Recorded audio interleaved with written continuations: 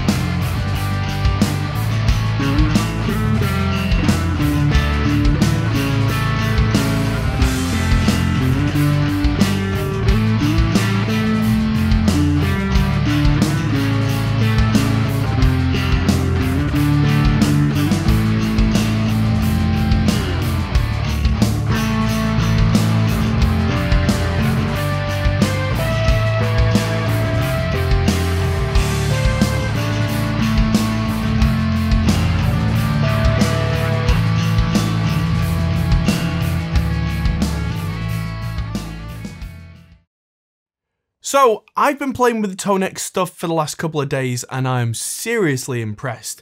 There've been videos have come out already about the Tonex software, which is really giving kind of Kemper and Quad Cortex captures a run for their money, but it's been entirely in software, so for a lot of people it's been like, well, that's not practical for me. And now the physical pedal version is here. And from my testing, I'm confident that this is exactly the sound of the software. They must be the same code base because I can transfer one to the other and it sounds the same. The way that I was working this is I've been generating some captures for the Tonex all day, which I'll talk about very shortly. But when you hit generate, it takes like 30 minutes on the captures on like high quality mode to generate it. So I've been like twiddling my thumbs for 30 minutes. So what I decided to do was get to know the controls a little bit and record kind of the demo of the song using the software versions of the captures that I'd done. At which point I then transferred them onto the Tonex pedal and re-recorded it for the video using just the pedal. That definitely helped me to get to know the librarian software of getting the presets on and off, getting to know what this thing can and can't do, and how useful it might be for a bass player. Now, if you're one of those old school guys who is like, I'm going to use an amp till the day I die, I use the same set of strings for 20 years, and I'm never going to change, this is not for you. But if you're one of those people who really has certain sounds that either you'd really like to take out on the road with you, or if you're one of those people who's like, I know a guy who's got the sound that I want and I don't have that rig, this might be exactly the right thing for you. What it's not is an all-encompassing, like, tone everything box. It doesn't have things like delays, choruses, all that kind of stuff inbuilt. This box does the stomp box, distortion, it has a compressor, it's got the amp and the cab and a noise gate to stop it from making noise, and that's your lot. But the tone that it gets is really surprising to me of how accurate it can be. Something that I must mention at this point is that the Tonex captures can be used inside Amplitube 5, and they can also be transferred to the pedal, and they all work separately in Tonex, in Amplitube, and in the pedal. But the pedal can use one Tonex capture at a time. Amplitube can actually use 3 at once in parallel, or 2 in parallel if that's what you want to do, and you can get very clever with that. But when you take it out on tour, you have to kind of use one. So if you've got like a parallel effects chain, you'll want to capture all that as one thing, and that should capture fairly well into the system. Like if you've got some sort of like drive on top of a cleaner sound, you can probably capture that as a single amp capture. Should still sound pretty authentic. It seems to get that from its learning algorithm, but that is then fixed as a singular capture. So if you wanted a different sound, you'd just get a different capture and switch between them on the pedal, rather than trying to like tweak volume up and down on the parallel drive kind of thing. So it's definitely possible. On the Audient ID24 video that just got released, I did a cover of a Tool song, and for that I used a Tonex capture on the bass, which was a Gallien-Kruger amp that came with Tonex as one of the captures, and I thought that sounded fantastic. And the guitar tone was 3 Tonex captures, a Marshall, a Mesa dual rectifier, and a Diesel, all kind of running in parallel there, and panned left to right with one down the center. And that sounded absolutely huge and really kind of fit the bill. So you don't have to have your own captures. The ones in there sound really quite authentic, but I'm being really picky about using my amps because some of the stuff that I've got is a little bit unusual and off the wall, off the beaten path. Like I've got the PV Triple X there, which I've just done a capture of. So there you go. Right, back to the show. So before we go any further, I'm going to show you how I did a couple of the captures earlier today, because I very quickly tested it out by capturing my V4BH head from Ampeg, which you can see there, and then going through that and a Marshall bass cabinet and a nice mic from Roswell all at the same time. I'm currently making my first capture. I'll go through the process properly in a second, but my first capture is just this amp that's behind me, which is the Ampeg V4BH, but I'm just capturing the head. So I'm going to go through the process in a second, but this I ran into the 2 Notes torpedo captor without any amp model on, just to get this going. And I just wanted to talk about the modeling, because I went on advanced modeling, because why would you go for anything less than the best if all it takes is time? And it's taking maybe 2 cores of the processor to go. Tonex is taking nearly 8 gigabytes of memory on its own, and the GPU is absolutely hammered. The GPU memory usage is pretty much maxed out as well. So this is really taking full advantage of every resource that this machine has. Unfortunately, the graphics card in here is only a GTX 1050 Ti, because I didn't think I needed any more than that. Might need something more powerful in the future, but yeah, let's go through the capture process for a bass amp with a cab now. So I just modelled just the head of this Ampeg V4B that is behind me. If I get out of the way, you can see it. And now I've set it in such a way that it's something that I like. It's really high gain for this amp, but it's a low gain amp in general. And so it's very Ampeg-y. And it's currently now connected through, I've got a DI going into the machine completely clean. Then we're going out into a Signal Art reamp box. Then we're going through the Torpedo Captor 8, which I'm just using to I've been using to capture the sound of the head. But then that's also now going out into my cab in there. Which cab did I use? I used the Marshall bass cab with a Roswell K47, which I find to be amazing on bass. So we select bass, and we want to do amp and cab. There's no stomp box in this particular setup. And so, oh, we can choose 2 mics. That'll be nice for doing guitar amps. But yeah, as it stands, I'm only using 1. So microphone 1 is actually going into ADAT3. So everything should be wired up. So check my input level.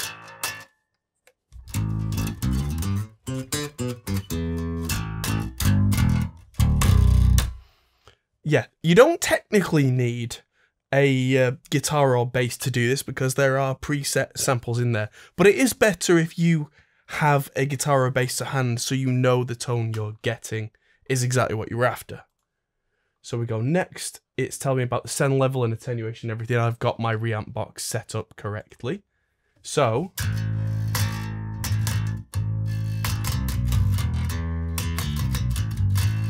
every time I play, it's just telling me to turn the mic input level down. So I'm just going to take that down a tiny twitch.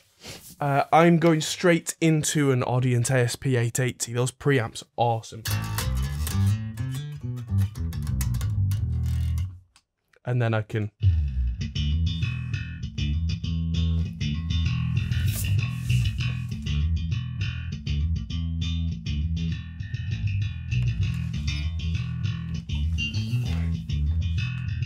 like I say, there are things you can use this bass and slap.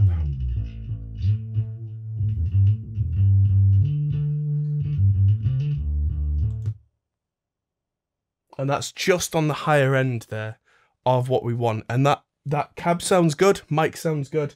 I'm going to take the treble maybe down a little bit. Let's check the live input again.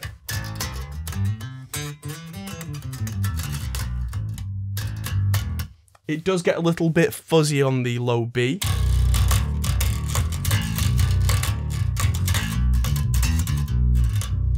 But then I kind of want that because that really fits it in a mix quite well. You'd be surprised how much that distortion just kind of goes away in a big rock mix.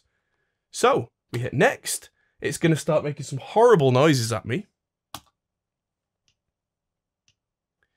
And then it's going to start playing bass. I can turn my monitor output down at this point because I don't need to hear that through the monitors. And then I can hear it plays different bass parts that are kind of cleaner. It uses samples of fingers, slap, heavily driven, quiet, loud. I'm sure it uses all those different samples to do the learning thing, which you'll see in a minute.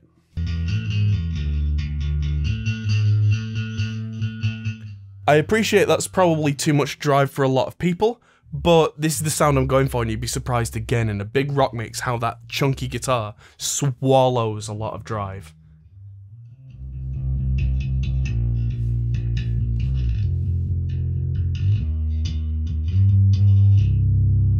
Of course, if I get time, I'm going to make several models, which I can then use in different circumstances. This is going to be my kind of go-to grungy rock kind of thing, which I can then put a pedal in front of if I like, or I can not do that, you know. Depends what I want.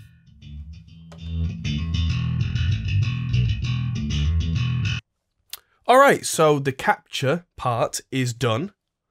But now we've got to actually generate the thing with AI training. And I was saying, why would you do anything other than advanced mode? So I'm going to set that going. But what that's going to mean is it's going to take loads of processing power. I'm going to hit next and start advanced training. It takes loads of processing power. And it takes loads of GPU, loads of memory, all sorts of stuff.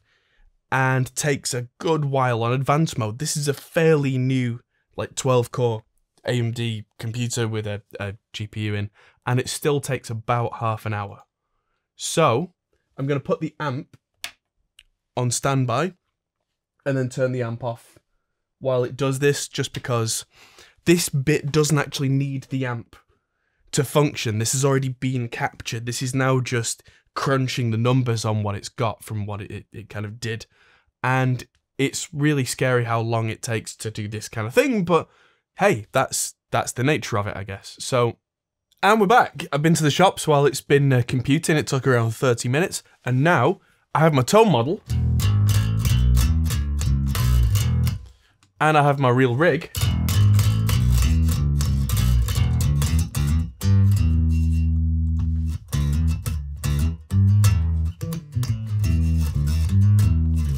And that is terrifyingly accurate.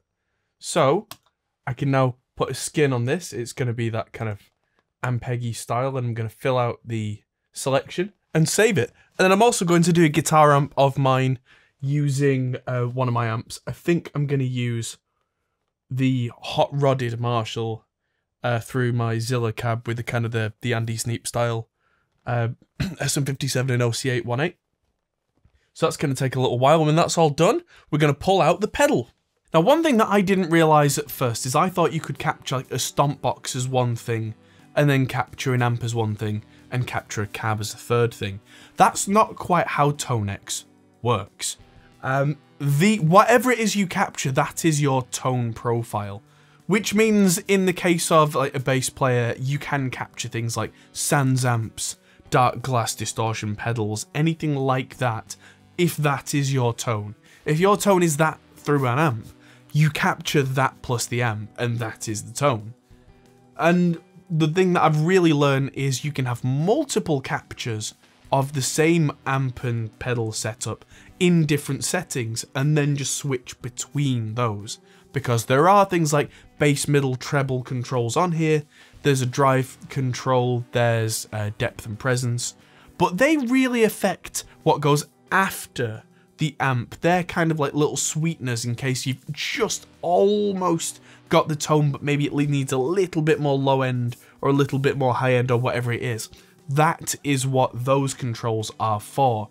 It doesn't capture like your amp with the bass down, with the bass up, with the mids down, with the mids up. So if your amp and your pedals do some slightly weird behavior like that, it's not going to capture that. It is literally going to capture the sound that you got. That's exactly like the other capture, like the Kemper Quad Cortex kind of stuff anyway. So if it's something you've done before, you will have known this. It's not a world that I really dived into before. I've been all about like virtual cabs and capturing IRs and generally using real amps up to now because I'm very much kind of a real amps guy whenever possible. Having said that, this might be changing my mind depending on what it is that I need for any given show. Of course, it's got MIDI in and out, so I can change presets remotely if I want to, or if I've got things like a chorus pedal with MIDI or a delay pedal with MIDI, that kind of thing, I can change the presets on those at the same time. Very useful. It's got stereo out and headphone out, so if you've got the inbuilt reverb, oh, by the way, it's got an inbuilt reverb. If you've got that going, and as a bass player, I find that a tiny bit of room reverb is a really cool trick to make a slightly fuller sound, and I'm talking a tiny amount. The headphones or the stereo outputs will give you that feel. I've just been running in mono today, but that's what you can do. Now, the way that I've had to think about it is it's two separate things. It's the captures and its presets, and they are different. You can put your capture into a preset, and then you can like tweak the, you know, bass, middle, treble, tweak where the compressor goes, reverb, all that kind of stuff, and that then becomes a preset. So you can load, I think it was up to 300 captures in the Tonex Pedal, which is a lot. But then if you think you might capture the same amp, pedal, cab combo multiple times, like really like pulling out the presence on an amp where that does a thing, or like kicking in the drive on the pedal a bit more, etc, etc, you might end up with quite a few different captures.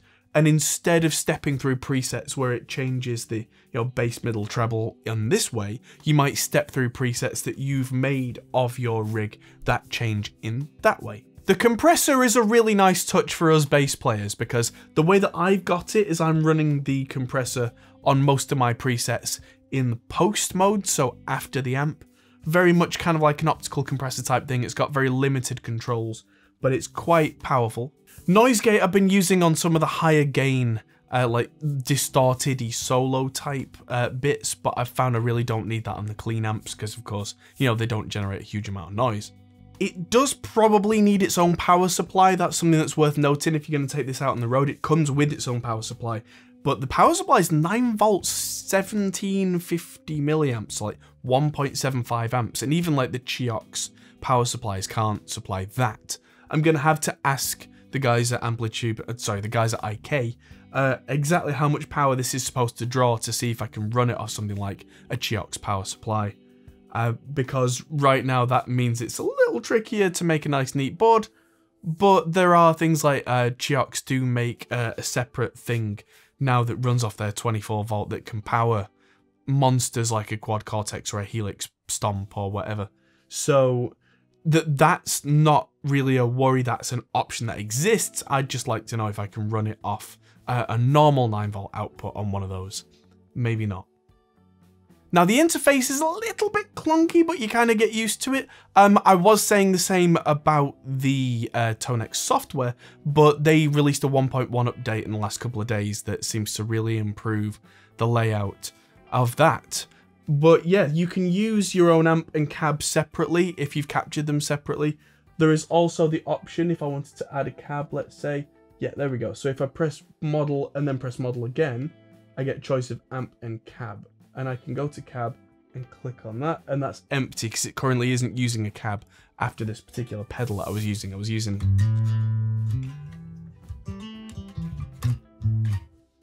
But I can change, like I said, it's a little bit clunky. Change that to be one of the captured cab models, or one of the VIR cabs. Like there's an Ampeg 8x10 in there that you could use, where if I click on that and go to 810 SVX, that is now in there, and I can then do all the changing and tweaking of that with changing microphone positions, because that's their software style. So you can do all that kind of stuff, or if you've got a cab capture, then you can use that. At this point, I wish I could say more, but it really is kind of, once you've got your head around the captures, or if you've not got any captures of your own, you can import captures, you can be sent captures by people. The list of presets is really decent. You can, you know, get them from other places, so you don't need your own amps. But I've captured my slightly odd V4BH Ampeg. I'm going to be capturing my Tech 21 Landmark. I've just captured my Mesa Road King with a Dirty Tree pedal. I've got a slightly kind of gain modded Marshall, which I'm going to capture, so I've got all my sounds. And this is probably going to save me a lot of time when it comes to writing my own material, because instead of having to come into the studio, turn on the amps, fire up the cabs, get the mics in their exact right place, screw around with everything, I can just fire up a preset and just go. And for me, that's probably going to save me a ton of time, because I'm definitely a tone hunter, and this thing so far has just really impressed me. It remains to be seen how much I'll be using it, but I reckon it's probably going to be a lot. And in the future, I'll try and do a how-to video where I step through all the stuff bit by bit, because I don't want to go absolutely crazy with it on this first video, but yeah, I'll let you know. Thanks everybody for watching. I hope you really enjoyed this. Thanks to IK for sending the Tonex Pedal over for me to play with, and thanks to everybody on Patreon for supporting the channel. Thanks everybody for watching, and I'll see you in the next video. Goodbye.